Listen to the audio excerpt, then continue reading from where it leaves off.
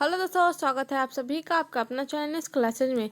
दोस्तों, आज के वीडियो में हम लोग क्लास 12 बायोलॉजी का लघु उत्तरीय प्रश्न देखने वाले हैं। पूरे चैप्टर से जितने भी चैप्टर है उनसे सबको मिला करके हम लोग लघु उत्तरीय प्रश्न देखेंगे, जो कि आप सबके एग्जाम के लिए वेरी वेरी इंपॉर्टेंट और हेल्पफुल होने वाला है। एक तरफ से आप सबके लिए प्रैक्टिस हो सकता है। जैसे मैं आप लोग एग्ज़ाम का पेपर देखे होंगे कि कैसा पैटर्न रहता है, तो उसमें जो होते हैं वह मतलब 1 से लेकर के 20 तक लघु उत्तरीय प्रश्न दिया जाता है और इसमें से किन्हीं 10 प्रश्न को देना पड़ता है, जिसमें से आपको 10 क्वेश्चन का आंसर देंगे तो आपको मैक्सिमम 20 मार्क्स आ जाते हैं।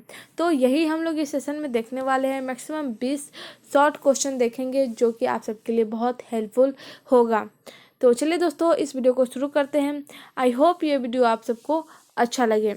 अगर आप लोगों ने अभी तक हमारे चैनल सब्सक्राइब नहीं किया है तो प्लीज़ वीडियो को लाइक करें, चैनल को सब्सक्राइब करें और बेल आइकन को दबा दें, ताकि जितने भी अपडेट्स हो सबसे पहले आपके पास पहुंचे। अगर आप लोगों ने इससे पहले का वीडियो नहीं देखा है तो डिस्क्रिप्शन में उनका लिंक दिया गया है, वहाँ से आप लोग देख सकते हैं। फिजिक्स का हम लोग जितने भी मात्रक और विमाएँ वाले MCQs थे वो हम लोगों ने कर चुके हैं, वो हम लोग का फाइनल हो चुका है। अगर आप लोगों ने वो भी वीडियो नहीं देखा है तो डिस्क्रिप्शन में उनका लिंक दिया गया है, वहाँ से आप लोग देख सकते हैं। तो चलिए इस सेशन को शुरू करते हैं। तो हमारा फर्स्ट क्वेश्चन है, ट्रांसक्रिप्शन और ट्रांसलेशन में अंतर बताइए। ये सब क्वेश्चन है जो 2 नंबर में आते हैं। तो ट्रांसक्रिप्शन और ट्रांसलेशन में अंतर क्या हो जाएगा वो बताना है। तो पहले देखते हैं ट्रांसक्रिप्शन। जेनेटिक सूचना को DNA के स्ट्रैंड से RNA में कॉपी करने को ट्रांसक्रिप्शन कहते हैं। मतलब जो जेनेटिक सूचना होती है वो DNA के स्ट्रैंड से RNA में कॉपी किया जाता है, उसे हम लोग क्या बोलते हैं, ट्रांसक्रिप्शन। जैसे में DNA से RNA की जो प्रक्रिया होती है, ये जो है DNA से RNA में परिवर्तित होता है, वो जो होता है वो ट्रांसक्रिप्शन के हिसाब से होता है। यानी वो जो प्रक्रिया कराता है वो ट्रांसक्रिप्शन कराता है। तो DNA से RNA बनने की जो प्रक्रिया हो जाएगी वह ट्रांसक्रिप्शन कराता है। अब हम लोग देखते हैं दूसरा ट्रांसलेशन। तो ट्रांसलेशन में हो जाएगा एमिनो एसिड मोनोमर में पॉलीपेप्टाइड के निर्माण को ट्रांसलेशन कहते हैं। इसमें बोला गया है कि एमिनो एसिड जो होती है मोनोमर से पॉलीपेप्टाइड के निर्माण को ट्रांसलेशन कहते हैं। जैसे में RNA से हम लोग को प्रोटीन बनाना है, तो इसमें जो है ट्रांसलेशन हेल्प करेगा प्रोटीन बनाने में। तो ये यहाँ पे जो है ट्रांसलेशन की ज़रूरत पड़ती है प्रक्रिया को कंप्लीट करने में। तो इसमें बोला गया था कि ट्रांसक्रिप्शन और ट्रांसलेशन में क्या अंतर है, जो कि हम लोगों ने बता दिया। ट्रांसक्रिप्शन का मतलब हो गया कि जो जेनेटिक सूचना होती है वह DNA से RNA में कॉपी हो जाती है। जबकि हम लोग बात करें ट्रांसलेशन की, तो इसमें एमिनो एसिड मोनोमर पे पॉलीपेप्टाइड के निर्माण को हम लोग ट्रांसलेशन कहते हैं। जिसमें RNA से प्रोटीन बनाना है तो उसमें हम लोग का ट्रांसलेशन की जरूरत पड़ती है। तो ट्रांसक्रिप्शन तो हम लोग को DNA से RNA में बनने में होती है, जबकि अगर ट्रांसलेशन की बात करें तो RNA से प्रोटीन बनने की जो प्रक्रिया होती है उसमें ट्रांसलेशन की ज़रूरत पड़ती है। तो एक क्वेश्चन हम लोग को सॉल्व हो चुका है। बढ़ते आगे नेक्स्ट क्वेश्चन की तरफ। क्वेश्चन नंबर 2 है, आनुवंशिक कोड के गुण या विशेषताएं बताएं। आनुवंशिक कोड जो है उनके गुण यानी उसके अंदर क्वालिटी क्या है और या फिर विशेषता, दोनों में से दो मतलब वो बताना है। तो आइए देखते हैं आनुवंशिक कोड के निम्न विशेषताएं। तो पहला जो हो जाएगा, प्रत्येक अमीनो अम्ल के लिए कम से कम एक त्रिक कोड होता है। जैसे में आप लोगों ने देखा है AUG, ये सब जो है वह त्रिक कोड है। मतलब 3 हमेशा रहते हैं, 2 नहीं हो सकता, 1 नहीं हो सकता, तीनों साथ में ही हो सकते हैं। तो त्रिक कोड होता है, कम से कम एक त्रिक कोड होता है। ये जो हो गए एक त्रिक कोड, तो इसे एक ही बोलेंगे, ये नहीं बोलेंगे इसमें 3 कोड है। मतलब एक ही कोड है, इसे त्रिक कोड बोल सकते हैं। दूसरा हो जाएगा, कोड अपहलाषित होता है, अर्थात एक ही अमीनो अम्ल के लिए एक से ज़्यादा कोडोन हो सकता है। यानी इसमें बोला गया है कि अपहलाषित मतलब एक ही अमीनो अम्ल के लिए जो है एक से ज़्यादा कोडोन हो सकता है। तो इसमें बताना था कि आनुवंशिक कोड के गुण या विशेषताएं, जो कि हम लोगों ने 2 बताया। पहला तो ये कि इसमें मैक्सिमम 3 कोडोन होगा। दूसरा हो जाएगा कि मतलब ये जो अम्ल है वह एक से ज़्यादा कोडोन हो सकते हैं एक ही अमीनो अम्ल के लिए। बढ़ते हैं नेक्स्ट क्वेश्चन की तरफ। क्वेश्चन नंबर 3 है, mRNA और tRNA में अंतर बताना है। तो mRNA और tRNA में अंतर देखना है। तो mRNA जो है वह यह जीवाणु में पाया जाता है। mRNA किस में पाया जाता है? जीवाणु में पाया जाता है। जबकि अगर tRNA की बात करें तो यह जो है एक अमीनो अम्ल में पाया जाता है। mRNA जीवाणु में पाया जाता है और tRNA अमीनो अम्ल में पाया जाता है। mRNA जो हो जाएगा वो प्रोटीन संश्लेषण करता है, जबकि tRNA की बात करें तो आनुवंशिक कोड को पढ़ने का काम करता है। tRNA आनुवंशिक कोड को पढ़ने का काम करता है। आनुवंशिक कोड मतलब AUG, ये सब जो है वो आनुवंशिक कोड है।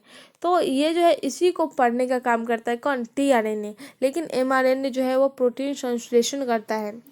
mRNA जो है वह टेम्पलेट प्रदान करता है mRNA। लेकिन tRNA की बात करें तो RNA स्थानांतरण के दौरान संरचनात्मक उत्प्रेरण की भूमिका निवाद करता है। तो इसमें अलग अलग भूमिकाएं हैं, मतलब ये जो टेम्पलेट प्रदान करता है और जो tRNA होता है वह RNA स्थानांतरण के दौरान संरचनात्मक उत्प्रेरक की भूमिका निर्वाह करता है। तो ये हो गया हम लोग का, कुछ बोला गया था डिफरेंस बताना है mRNA और tRNA के बीच में, तो जो कि हम लोगों ने बता दिए। 3 डिफरेंस पता है, 2 नंबर वाले हैं। इतना में तो आप लोग को 2 मार्क्स मिल ही जाएगा। देखते हैं आगे। क्वेश्चन नंबर 4 है, एड्स की रोकथाम पर एक संक्षिप्त लेख लिखिए। एड्स की रोकथाम।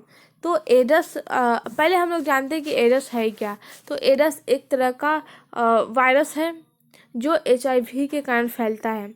एड्स को ठीक नहीं किया जा सकता, इतना खतरनाक है ये, एक तरह का जानलेवा बीमारी है। इसलिए इसकी रोकथाम के लिए जो सबसे अच्छा उत्तम उपाय है वह हो जाएगा हम लोग का मतलब रोकथाम हो जाएगा सबसे अच्छा उपाय इसका।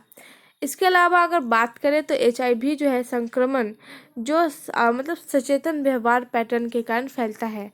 ये जो है मतलब ऐसे नहीं फैलता, ये किसी के साथ बॉन्डिंग बनाने से या फिर किसी के साथ मतलब संपर्क बनाने से होता है। ये जो एड्स बीमारी जो होता है वो, बात करें आगे तो ये जो है मतलब पैटर्न के कारण फैलता है। अगर बात करें निमोनिया या फिर टाइफाइड तो ये उनके तरह नहीं फैलता, मतलब अनजाने में, ये पूरे संपर्क में फैलता है।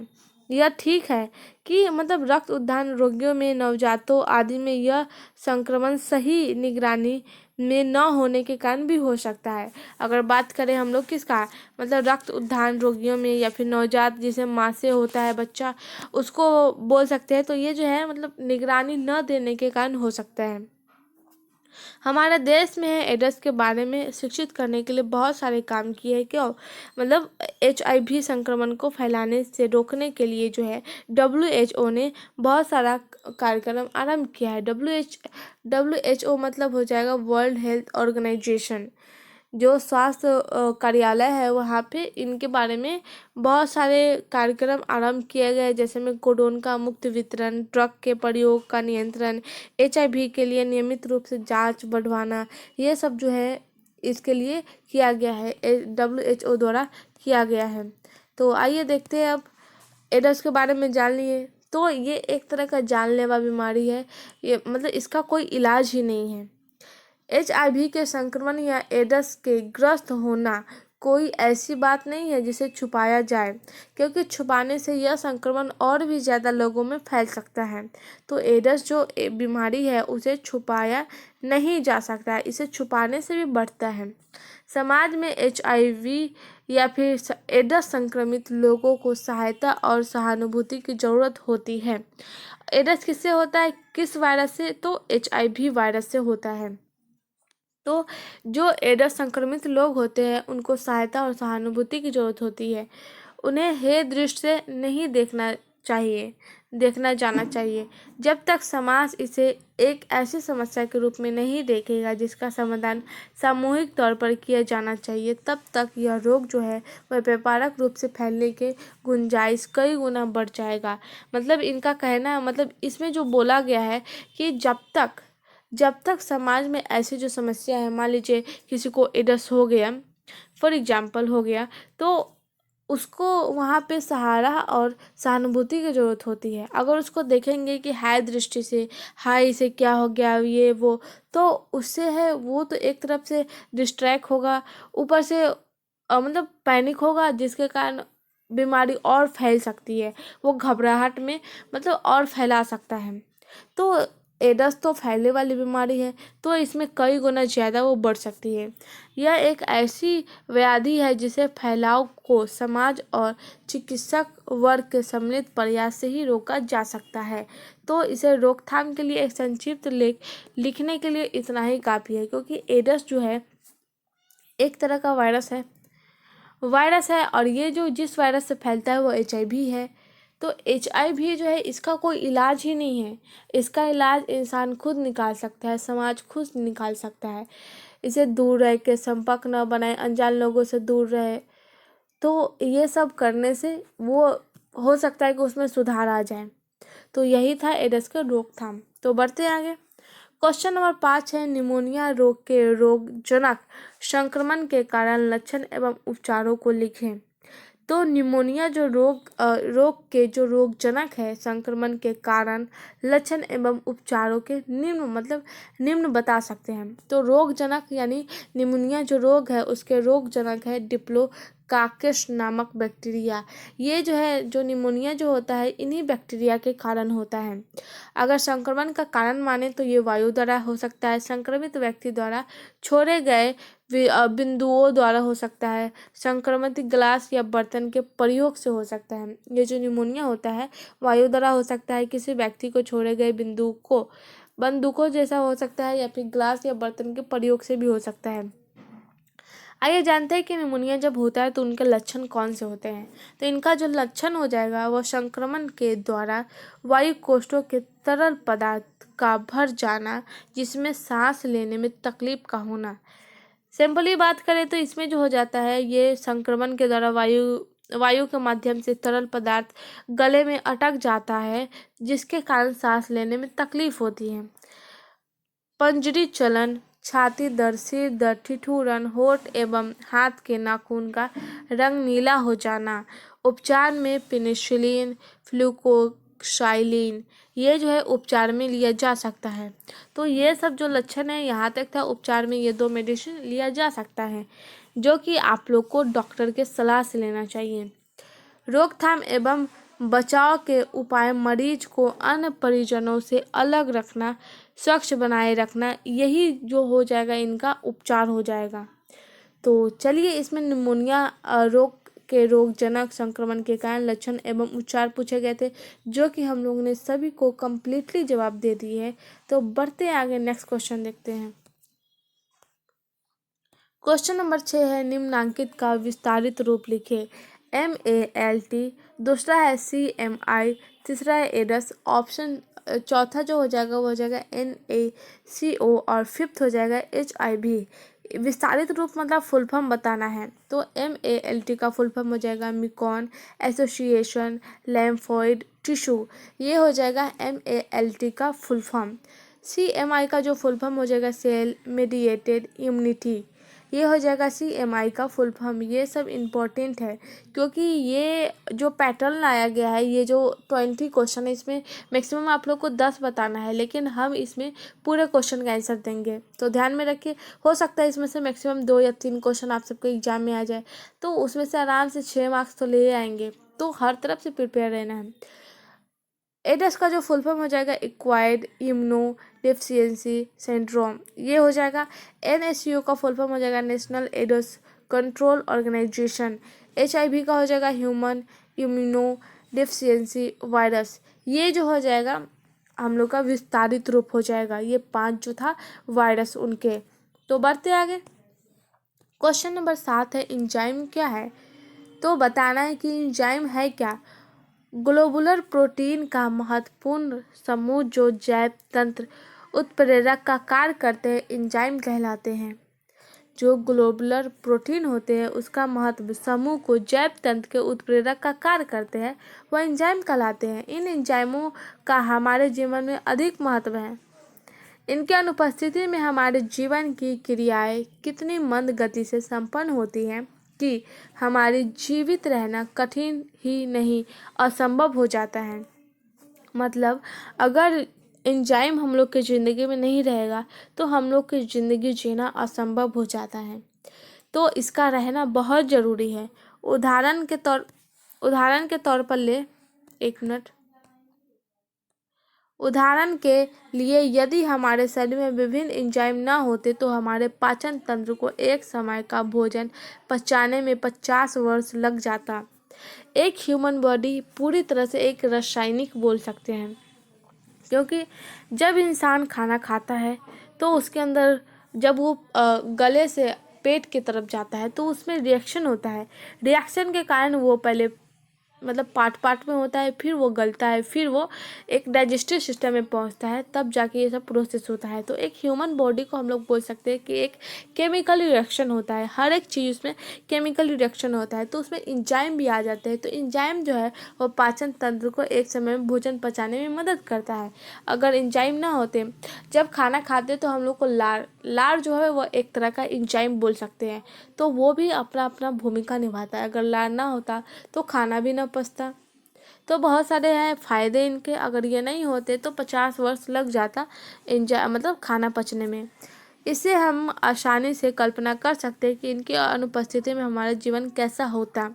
आज की तारीख में लगभग 3000 ऐसे एंजाइमों को ज्ञात कर लिया है जो प्रोटीन को एक विशिष्ट वर्ग में आते हैं। तो एंजाइम का ये इम्पोर्टेंस था। तो बढ़ते हैं आगे। क्वेश्चन नंबर 8 है, जीन चिकित्सा क्या है?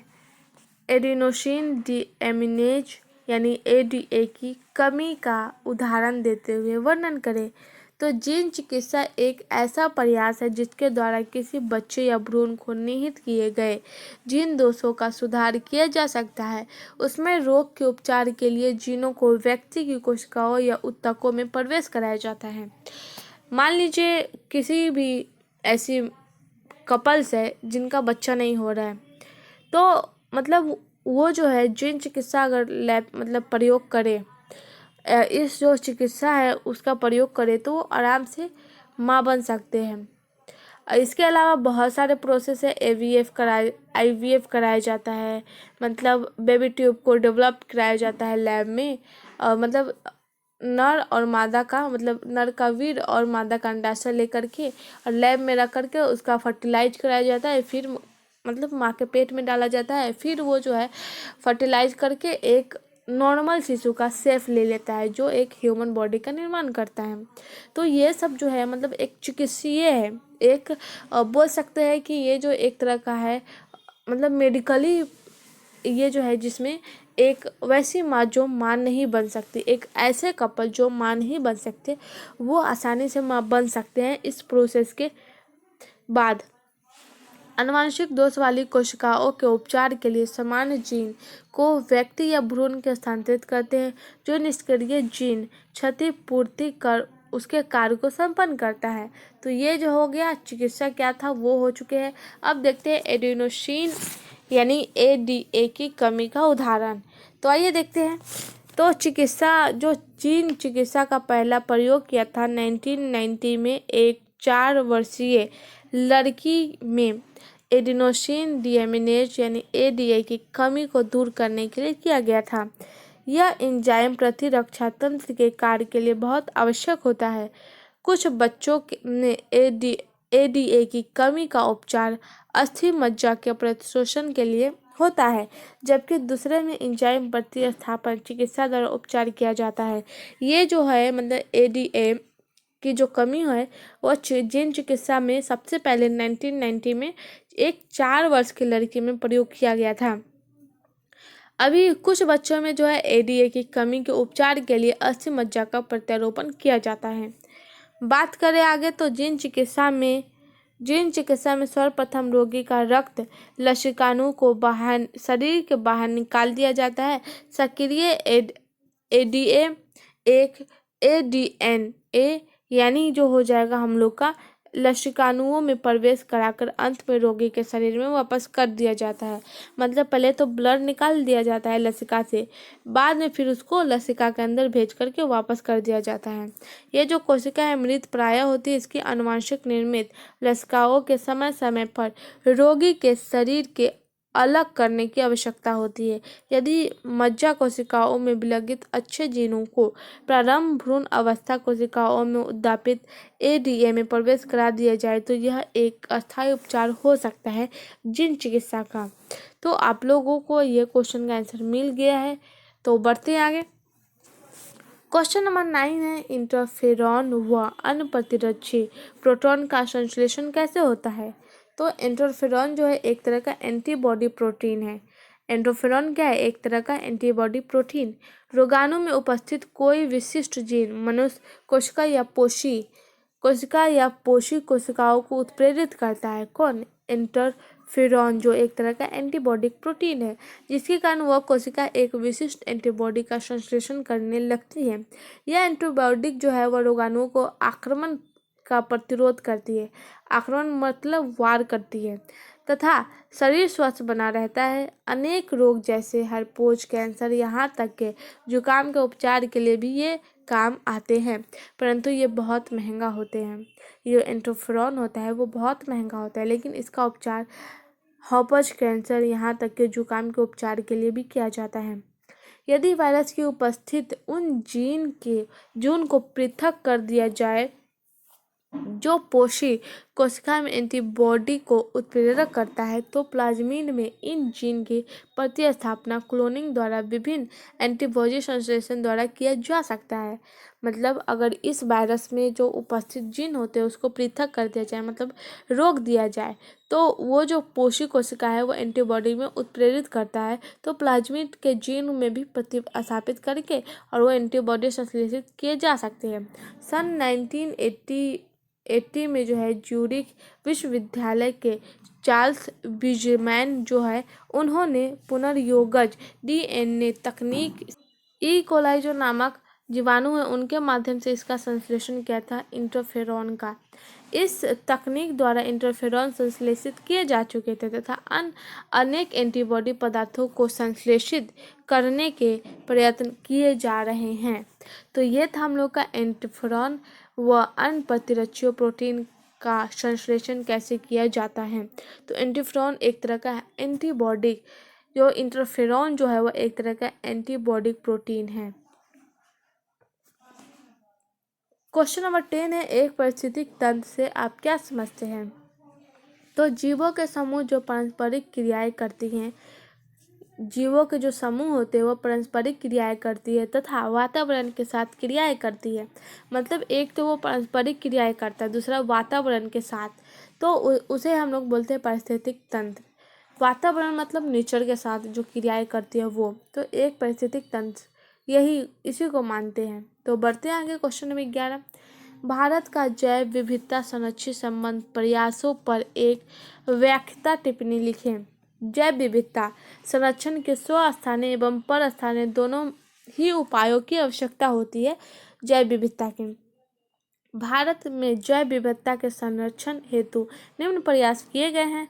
स्वस्थानीय की बात करें तो इनके अंतर्गत जो है जैव मंडलीय, राष्ट्रीय अभयारण्य और वन जीवाश्म स्थल तथा अन्य सुरक्षित क्षेत्रों की स्थापना वन तथा पर्यावरण मंत्रालय द्वारा की जाती है। ये जो है स्वस्थानीय की बात हो रही है। अब बात करें परस्थानीय की, तो इसमें वनस्पति उद्योग, चिड़ियाघर, संरक्षण स्थल एवं जीन, परागकण, बीज, पौधे, मतलब परस्थानीय मतलब जो दूसरे पे डिपेंड रहता है, स्वस्थानीय मतलब जो खुद पे डिपेंड रहता है वह स्थल। तो ये सब जो है मतलब सम्मिलित है परस्थानीय में। तो अलिंगी प्रजनित फसलों जैसे आलू के लिए हिमांकितीय संरक्षण कायिक जन की जाती है।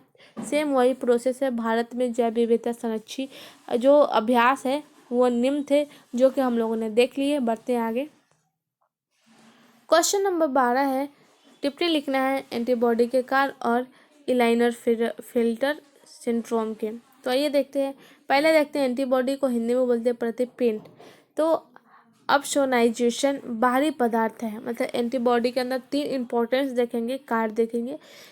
इसका जो है वो बाहरी पदार्थ है, जैसे बैक्टीरिया एवं एंटीबॉडी इस तरह से आवृत ढक देता है जिससे फेलोसाइड को पहचान सकता है, जिसे वो जो है वह पहचान सकता है। फैलोसाइड उसे नष्ट कर देता है। इस प्रक्रिया को एप्सोसाइनेट कहते हैं। दूसरा जो हो जाएगा उदासीनता, एंटीबॉडी बैक्टीरिया द्वारा स्थापित विषाक्तक पदार्थ को उदासीन बना देता है। तीसरा जो हो जाएगा एग्लूटेशन, एंटीबॉडीज एंटीजन के संयुक्त होकर बृहत आकार अघुलनशील जटिल पदार्थ तैयार करता है, जो एंटीजन के विशेष जैव कार्य में बाधा पहुंचाता है।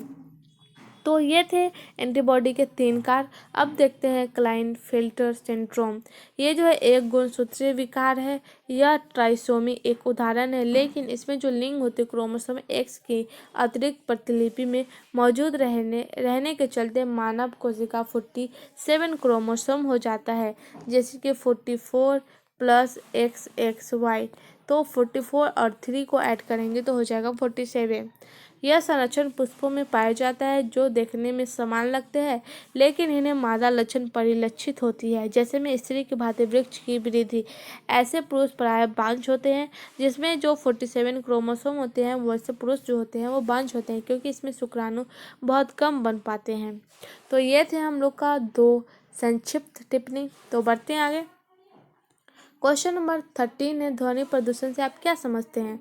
तो ध्वनि प्रदूषण में हो जाएगा 100 dB, यानी 100 dB से अधिक तीव्रता वाली ध्वनि बड़े कारण केंद्रीय सहित मानव के शरीर के अन्य भागों पर प्रभाव डालती है, जिससे ह्यूमन बॉडी को नुकसान पहुंचता है। उसे हम लोग बोलते हैं ध्वनि प्रदूषण। ध्वनि प्रदूषण मतलब 100 जो dB से अत्यधिक जो वॉइस होता है वो। मान लीजिए कहीं डीजे बज रहा है, तो उसके सामने आप खड़े होंगे तो आपका जो हार्ट होता है वह बड़ी ज़ोर से धड़कने लगता है, क्योंकि एक तो बहुत सारे साउंड होते हैं और एक उसमें ऐसा लगाया जाता है जिसके कारण वहाँ पे कोई भी इंसान, नॉर्मल इंसान खड़ा हो जाए तो उनका हार्ट बहुत तेज़ी से धड़कने लगता है। जिनको हैबिट होता है वही वहाँ पे रह पाते हैं। तो ये सब जो है ज़्यादा ध्वनि प्रदूषण होने से ह्यूमन बॉडी को बहुत सारे नुकसान झेलना पड़ता है। इसका जो दुष्परिणाम व प्रभाव हो जाएगा, कान पटल यानी कान में बहुत सारे क्षतिग्रस्त हो सकते हैं, जिसमें सुनने की बाधा हो सकता है, दूसरे व्यक्ति के बात करने में बाधा हो सकता है, तनाव, नेत्र दोष यानी स्ट्रेस ज़्यादा हो सकता है, आँख का दोष हो सकता है, सर दर्द, नींद नहीं आना, रोगों का उत्पन्न होना, अलग अलग तरह के ये सब कारण हो सकते हैं ध्वनि प्रदूषण के। तो बढ़ते आगे। तो हमारा अगला क्वेश्चन है वो देखते हैं हम लोग। क्वेश्चन नंबर 14 है, ग्रीन हाउस गैसों के बारे में चर्चा करें। तो ग्रीन हाउस जो गैस है वो कार्बन डाइऑक्साइड, मीथेन, जलवाष्प, नाइट्रस ऑक्साइड और क्लोरोफ्लोरोकार्बन है। ये जो लाइन है यह वेरी वेरी इंपॉर्टेंट है, क्योंकि MCQs में जो ग्रीन हाउस वाले क्वेश्चन आते हैं इंपॉर्टेंट है। तो ध्यान में रखिए, इसमें जो हो जाएगा कार्बन डाइऑक्साइड, मीथेन, जलवाष्प, नाइट्रस ऑक्साइड और क्लोरोफ्लोरोकार्बन, ये 4 जो है ग्रीन हाउस गैस हैं। ग्रीन हाउस गैस जो है पृथ्वी के दीर्घ तरंग विकिरण अवशोषित करती है और पुनः पृथ्वी की ओर उत्सर्जित करती है। यह चक्र जब तक चलता रहता है, मतलब जब तक चलता रहता है तब तक पृथ्वी की सतह उत्सर्जित करने हेतु दीर्घ तरंग विकिरण शेष नहीं रह जाता। तो ये जो है ग्रीन हाउस गैस है। ध्यान में रखिए, ग्रीन हाउस गैस जो है 5 होते हैं, कार्बन डाइऑक्साइड, मीथेन, जलवाष्प, नाइट्रस ऑक्साइड और क्लोरोफ्लोरोकार्बन। तो ध्यान में रखिए। बढ़ते हैं आगे। क्वेश्चन नंबर 15 है, आबादी पर पड़ने वाले जलवायु संबंधित कारणों का वर्णन करें। तो आबादी पर पड़ने वाले जलवायु संबंधित कारणों का वर्णन करते हैं। तापमान पारिस्थितिक रूप से सबसे ज़्यादा प्रासंगिक पर्यावरण कारक है। पृथ्वी पर औसत तापमान ऋतु के अनुसार बदलता रहता है। मध्य रेखा के जो ध्रुव होते हैं, वह मैदान जो होते हैं उसमें उत्तरों घटता, मतलब वो घटता और बढ़ता रहता है। ऊंचाई वाले क्षेत्रों में जो तापमान होता है 0 से लेकर ग्रीष्म में उष्णकटिबंधीय मरुस्थलीय में जो हो जाएगा 50 डिग्री सेल्सियस से अधिक पहुंच जाता है। आम के पेड़ कनाडा और जर्मनी जैसे शीतोष्ण देशों में नहीं होते। आम का पेड़ कनाडा और जो होते हैं जर्मनी में, जहाँ पे शीतोष्ण देश होते हैं वहाँ नहीं होते हैं और ना ही हो सकते हैं। हिम जो चीते केरल में जंगलों में नहीं मिलते हैं। ट्यूना मछली महासागर के शीतोष्ण आकांक्षों में अलग कभी कभार ही पकड़ी जाती है। तापमान एंजाइम की बलगति को प्रभाव करता है। बात करें जीव के अन्य कार्य प्रकार प्रकायों को, तो उनकी जो गतिविधियाँ होती है उस पर भी प्रभावित करती है। कुछ जीव तापमानों में व्यस्त चरम बिंदु यानी 100 डिग्री से भी अधिक में सहन कर सकते हैं, लेकिन कुछ नहीं कर सकते। तो आबादी पर पड़ने वाले जलवायु जो है वह बहुत सारे हैं, मतलब ऐसे हैं कि जो है कि मतलब यहाँ का अगर जलवायु यहाँ पे है तो यहाँ आम का पेड़ अच्छा से लग जाता है। बात करें कनाडा, जर्मनी, वहाँ नहीं लग सकते। तो वहाँ पे बहुत सारे डिफरेंस होते हैं। जो ट्यूना मछली होती है और महासागर में कभी कतारी पकड़ी जाती है। ये सब जो है आबादी पर पड़ने वाले जलवायु संबंधित कारण है। क्वेश्चन नंबर 16 है, अलैंगिक जनन मुकुलन से आप क्या समझते हैं? इस प्रकार के जनन में जनक के शरीर में कोई बल सिरेखी पदार्थ निकल आती है जिसे मुकुलन कहते हैं। फिर यह मुकुलन टूटकर जनन के शरीर से अलग हो जाती है और स्वतंत्र जीव बनाती है। बात करें अलैंगिक जनन की, तो अलैंगिक जनन ऐसा विधि है जिसमें केवल एक ही जनक की आवश्यकता होती है, या फिर उसमें पुरुष हो या फिर मादा, दोनों में से कोई एक की ही जरूरत पड़ती है। मुकुलन जो हो जाएगा, मुकुलन एक ऐसा बल्ब हो जाएगा। मान लीजिए एक तरह का मुकुलन है और इसमें एक इधर भी है और इधर भी है, तो मुकुलन एक ऐसा प्रोसेस है, मतलब वो तो एक प्लांट निकला लेकिन टूट करके एक स्वतंत्र मुकुलन का निर्माण किया, तो उसे ही बोलते हैं मुकुलन। तो अलैंगिक जनन मुकुलन से, और ये जो है मुकुलन जो देखा जाता है सबसे ज़्यादा वो ईस्ट में देखा जाता है। तो बढ़ते आगे। क्वेश्चन नंबर 17 इम्पोर्टेंट है, परीक्षार्थ संकरण यानी टेस्ट क्रॉस। टेस्ट क्रॉस के अंतर्गत अप्रबल जनकीय पौधे का प्रबल पौधों से क्रॉस कराया जाता है। इस प्रक्रिया में आधे अप्रबल और आधे प्रबल पौधे की प्राप्ति होती है। यदि यह क्रॉस विषम युग्मकों के साथ कराया जाए तो चारों प्रबल प्राप्त होते हैं। मान लीजिए एक गुलाब का प्लांट है, ठीक है, ये गुलाब है, वो भी रेड गुलाब, और ये जो है ब्लू गुलाब है या फिर वाइट गुलाब। तो अगर एक ही पेड़ में ये दोनों को लाना है तो क्रॉस कराया जाता है दोनों के बीच में, ताकि एक ही में दोनों मतलब पुष्प फले। तो इसे ही बोलते हैं परीक्षार्थ यानी टेस्ट क्रॉस, टेस्ट किया जाता है क्रॉस का। तो बढ़ते हैं आगे। क्वेश्चन नंबर 18 है, जंतु प्रजनन के प्रमुख उद्देश्य क्या है? तो इनके बहुत सारे उद्देश्य देखते हैं। पहला हो जाएगा वृद्धि दर में सुधार। जंतु प्रजनन में वृद्धि दर में सुधार करेंगे अगर ह्यूमन बॉडी जो बढ़ती जनसंख्या है मनुष्य का, उसमें अगर सुधार करेंगे तो जंतु प्रजनन आवश्यक सुधर जाएगा। दूसरा, अत्यधिक दूध, मांस, अंडे, ऊन आदि का उत्पादन करना। अभी ऐसे बढ़ती महंगाई है, दूध का दाम भी बढ़ गया है, अंडे, मांस सब का दाम बढ़ रहा है। ऐसा इसलिए होता है क्योंकि देश में जानवरों की कमी हो रही है और इंसान की जो है जनसंख्या अत्यधिक मात्रा में बढ़ती ही जा रही है, जिसके कारण जो है जंतु विलुप्त होते जा रहे हैं। दूध, मांस, अंडों आदि की गुणवत्ता में सुधार करना, विभिन्न रोगों के लिए रोगीता में सुधार करना, उत्पादन जीवन काल में वृद्धि, अपेक्षाकृत उच्च या कम से कम संतोषजनक जनन दर आदि। इससे जो है वह जंतु प्रजनन में प्रमुख उद्देश्य हो सकता है। तो जैसा कि हमने बताया कि अभी के समय में पहले जो है बहुत सारे जानवर हुआ करते थे, मतलब डायनासोर ये सब तो पहले ही विलुप्त हो गए, लेकिन अभी जो है पक्षी भी विलुप्त हो रहे हैं, मेनी एनिमल्स भी विलुप्त हो रहे हैं, क्योंकि जैसे जैसे ह्यूमन बॉडी की जनसंख्या बढ़ेगी वैसे वैसे सब चीज़ की कमी होगी, चाहे वो प्लांट हो या फिर एनिमल हो या कुछ भी। इससे जो है जो एक पर्यावरण जो था हम लोग का, कि ये जो है पहले पानी में जाएंगे तो मेढक, मेढक के बाद सांप, सांप के बाद आ जाएगा सांप को खाने के लिए जो गिलहरी वलहरी जो है सो उसको खाने के लिए शेर आ जाएगा, शेर को खाने के लिए बकरी, बकरी को खाने के लिए घास। ये सब जो पैटर्न था वो बिगड़ता जा रहा है, क्योंकि बढ़ती जनसंख्या के कारण पूरे संतुलन जो एक प्राकृतिक द्वारा बनाया गया था वो सब बिगड़ रहा है। क्वेश्चन नंबर 19 की बात करें, पंपुरुकता से आप क्या समझते हैं, इसके लाभ बताएं। तो पंपुरुकता जो है द्विलिंगी पुष्प में पर परागन के लिए एक स्थिति है। पर परागन मतलब किसी और पे डिपेंड रहना, द्विलिंगी मतलब जिसमें दो लिंग होते हैं, दो लिंग उपस्थित होते हैं, जिसमें नर जनन भाग मादा भाग से बहुत पहले परिपक्व होकर परागकणों में मुक्त कर पर परागन को उत्साहित करता है। मतलब जिसमें जो है वो नर जनन भाग और मादा जनन भाग से बहुत पहले ही एक गैमेट का निर्माण कर लेता है और परागकणों को मुक्त करके पर परागन में उत्साहित कर लेता है। लाभ जो हो जाएगा, द्विलिंगी पुष्पों में स्वनिषेचन को रोकथाम, विभिन्नता उत्पन्न करता है। ये हो जाएगा पूर्णता से क्या समझते हैं, जो कि हम लोगों ने बता दिए हैं। बढ़ते हैं आगे। क्वेश्चन नंबर 20 है, बायोरिएक्टर क्या है? तो बायोरिएक्टर एक बड़े वॉल्यूमर है या फिर आयतन है या फिर पात्र है जिसे कच्चा माल डालकर जीवाणुओं, पौधे और जीव कोशिकाओं या फिर एंजाइम की मदद से विशिष्ट उत्पादन तैयार किए जाते हैं। ये जो हो जाएगा ये बायोरिएक्टर है। तो दोस्तों आज का सेशन यहीं तक था। आई होप ये सेशन आप सबको पसंद आए। इस सेशन में हम लोग का मतलब किसी 20 क्वेश्चन दिए गए थे जिसमें से आपको 10 ही क्वेश्चन बताना था, लेकिन यहाँ पे हम लोग का एग्जाम तो चल नहीं रहा है, हम लोग एक प्रिपरेशन कर रहे हैं, तो आपको ये सब क्वेश्चन का आंसर जानना जरूरी था, इसलिए इस सेशन को लाया गया है। आई होप ये सेशन आप सबको पसंद आया है। अगर आप लोग इस चैनल पर नए हैं तो प्लीज़ वीडियो को लाइक करें, चैनल को सब्सक्राइब करें और इस वीडियो को ज़्यादा से ज़्यादा अपने दोस्तों में शेयर करिए और कमेंट में बताइए ये सेशन आप सबको कैसा लगा। तो चलिए मिलते हैं अगले सेशन में, अभी के लिए बस इतना ही। धन्यवाद।